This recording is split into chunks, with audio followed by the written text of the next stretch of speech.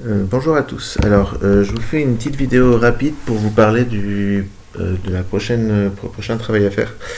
En fait, c'est un petit cours rapide. Vous allez voir, c'est pas très difficile. Ceux qui viennent de Terminal STD2A l'ont déjà fait. Les autres, vous l'avez peut-être fait dans d'autres disciplines artistiques. Donc, il s'agit de la perspective à point de fuite. Alors, vous le savez sûrement, il y a en gros, enfin en tout cas, moi j'en connais deux en gros types de perspectives. Il y a la perspective qu'on appelle parallèle. En fait, à chaque fois qu'on a fait de la géométrie dans l'espace depuis le début de l'année, c'est la perspective parallèle qu'on a fait. En fait, la propriété principale, c'est que deux droites parallèles sont toujours représentées parallèlement, quelle que soit leur direction. Donc que ce soit une droite sur un plan qu'on appelle frontal, c'est-à-dire un plan qui est devant l'observateur, ou que ce soit des filantes, c'est-à-dire des droites qui partent vers l'arrière.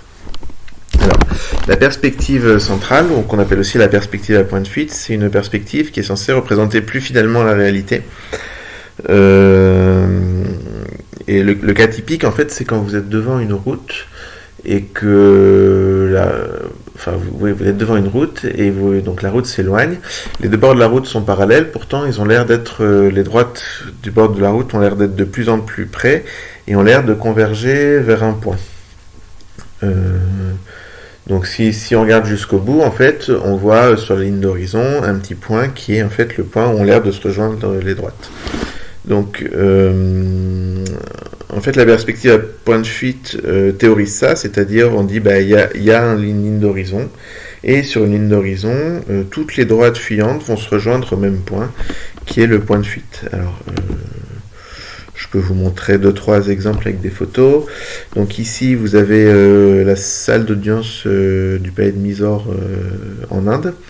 Où on voit très bien en fait les piliers qui ont l'air de converger vraiment. Si on trace la droite là qui passe, on voit qu'il y a une espèce de point de convergence qui est à peu près là et qui rejoint à peu près au même endroit par les piliers qui sont sur la droite. Vous avez aussi la vue de la cathédrale de Milan, où là c'est pas complètement standard, mais c'est-à-dire que là, il y a les droites qui sont là qui descendent bien, et à droite donc ça converge, et si vous amusez à tracer, vous allez vous rendre compte que ça converge à peu près au même point. Et enfin un tableau de Lantini qui est un artiste italien, où là encore donc si vous prenez les bords du lac qui sont là, en fait, vous allez vous rendre compte que c'est pareil, ça converge. C'est vraiment une représentation en perspective à point de fuite. Alors, l'idée, c'est que donc, vous avez une ligne qui est tracée, qui s'appelle la ligne d'horizon, qui est ici. Et dans tous les dessins que je vous demandais de faire, il y a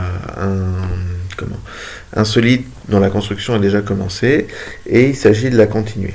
Alors, l'idée, c'est que dès que vous êtes parallèle au plan frontal, typiquement le carré ABFE qui est ici, qui est donc parallèle au plan de votre vision, qui est parallèle à votre front en fait, plan frontal, c'est ça que ça veut dire.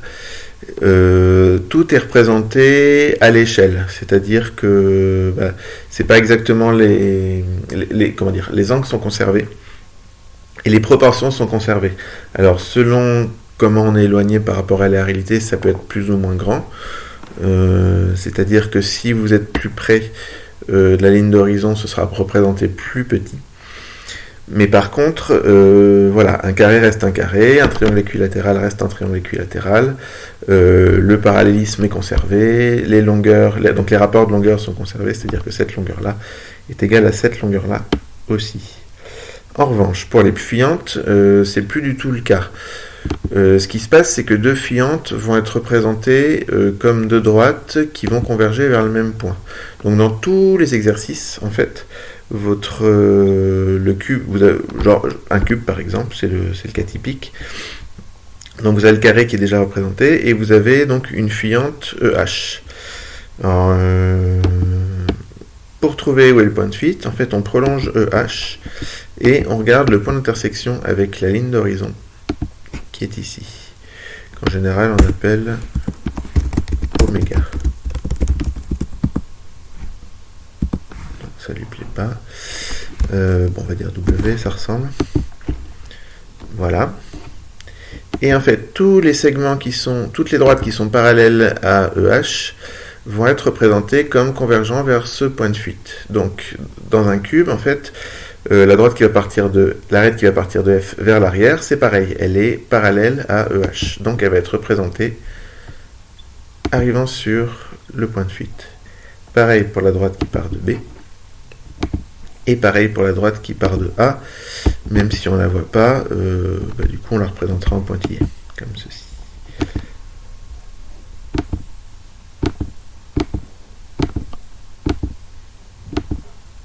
Voilà.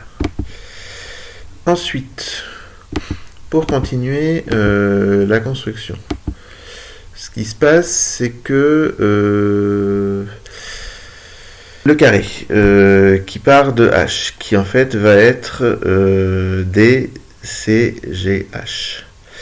Il va être parallèle au plan frontal, ce qui fait qu'en fait il va être représenté à l'échelle.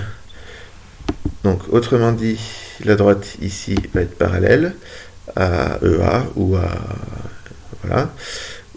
FB. L'autre droite qui part de H va être parallèle aussi à EF. Et du coup, on va trouver le point d'intersection ici qui est là. Donc ici, c'est G. Voilà. Ici, vous allez avoir le point D. Et il reste un dernier point à tracer qui se retrouve en faisant la parallèle AEF qui passe par D, qui est ici, qui nous permet de trouver le troisième point d'intersection qui est C, petit c. Ah oui, il y a quelque chose quand même,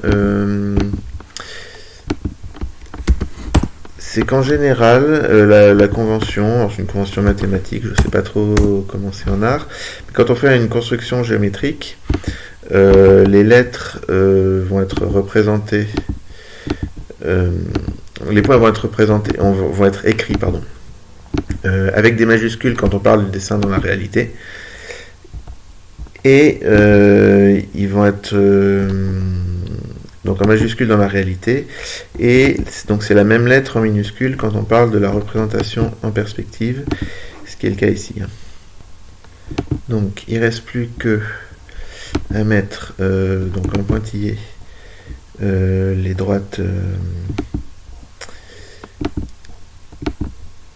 les arêtes cachées. Donc ici,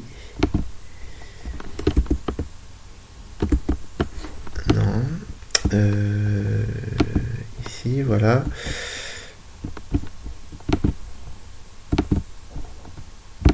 Et donc, on a notre cube qui est représenté en perspective à point de fuite. Et alors, si on veut que ce soit bien propre, alors, vous, pour les constructions que vous ferez, il faudra laisser les traits de construction. Donc, moi, là, je vais les effacer pour que le dessin soit plus lisible pour vous. Mais vous, il faudra les laisser.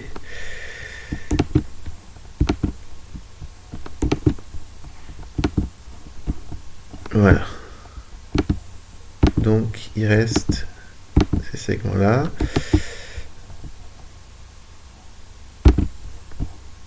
Et enfin, voilà. Donc là, on a notre cube en perspective à point de fuite qui est censé donner une représentation donc plus réaliste du cube. Alors après, évidemment, tout dépend de la taille de l'objet. Quand l'objet est assez petit, en fait, la représentation en perspective parallèle est plus... Ça fait vraiment perspective, alors que la perspective à point de fuite, bah, toujours, vous verrez sur les dessins que je vous ai donnés, c'est pas toujours le cas.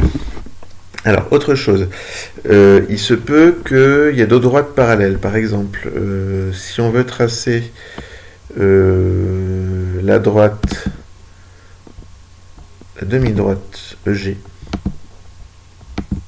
elle est comme ceci, et la demi-droite AC. Donc dans la réalité, elles sont parallèles.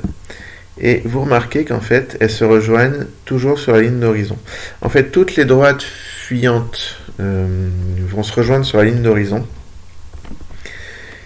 Et en fait, le point, donc si je trace dans l'autre sens, hein, c'est pareil. Hein, ici et là, c'est parallèle, donc ça se rejoint sur la ligne d'horizon. C'est parallèle dans la réalité, donc ça se rejoint sur la ligne d'horizon. Et comment dire, en fait, voilà, quand vous prenez quand vous avez la droite, quand vous prenez les droites qui sont perpendiculaires au plan frontal, c'est-à-dire FG, EH, AD et BC, elles se rejoignent au point de fuite qui s'appelle le point de fuite principal, et les autres sont appelés des points de fuite secondaires, et il y en a une infinité parce qu'en fait il y a une infinité de droites fuyantes entre guillemets. Voilà. Dernière chose. Parce que, alors en perspective parallèle, on peut s'appuyer sur le fait que tout est conservé, que ce soit sur les fuyantes ou sur le plan frontal. Et donc pour avoir le milieu d'un segment, il suffit de prendre le milieu. Alors ici, ça va évidemment marcher quand on est parallèle au plan frontal. Donc le milieu de AB, il va être représenté ici. On va appeler M par exemple. Le milieu de GH, c'est pareil, ça va être le milieu, on va l'appeler N. Par contre, sur les fuyantes, c'est plus le cas, puisqu'en fait, quand vous avez un dessin qui représente, enfin, que vous voyez en vrai, plus l'objet est éloigné de vous, plus il a l'air petit, en fait, même s'il fait la même taille. Donc, ce qui fait que le milieu de BC ou le milieu de FG, il va pas être représenté au milieu. Alors l'astuce pour trouver où est le milieu, ça consiste à tracer les diagonales du quadrilatère, donc BFGC. Vous repérez le point d'intersection qui est là, qu'on va dire petit o. Et si vous voulez par exemple le milieu de BC, le milieu de BC il va se retrouver à la verticale du point O. Exactement. Voilà. Donc on va l'appeler P par exemple. Voilà. Et donc, quand vous ferez vos dessins, il faudra donc que vous représentiez, que je vois bien que vous avez bien tracé les diagonales pour trouver le milieu, et que vous n'avez pas juste mis au milieu comme ça arrive à certains élèves ou étudiants. Voilà. Donc c'est à peu près ça, c'est à peu près tout. La dernière chose éventuellement que je pourrais vous dire, c'est que c'est un autre truc évident, c'est que les droites restent des droites, et donc 3 points alignés restent 3 points alignés, ce qui fait qu'en fait on l'a vu là pour l'intersection des diagonales, en fait l'intersection reste à l'intersection, ce qui permet ici de trouver le milieu, puisqu'en fait dans un carré, les diagonales se coupent en leur milieu, et au milieu du segment, c'est très visuel. Si je vous remets, je vous dessine un carré, vous allez très vite comprendre ce dont je veux parler si vous n'avez pas déjà compris. Les points d'intersection des diagonales sont ici, et donc à la verticale, vous arrivez exactement sur le milieu de DE. Et donc en fait, ici, c'est juste une déformation de ce carré qui devient un trapèze. Voilà. J'espère que j'ai été clair, et donc je vais vous distribuer une feuille de cours, une feuille d'exercice à faire. Donc vous en faites quelques-uns pour prouver que pour montrer que vous avez, pour être sûr que vous avez bien compris. Voilà. Bon courage et à bientôt.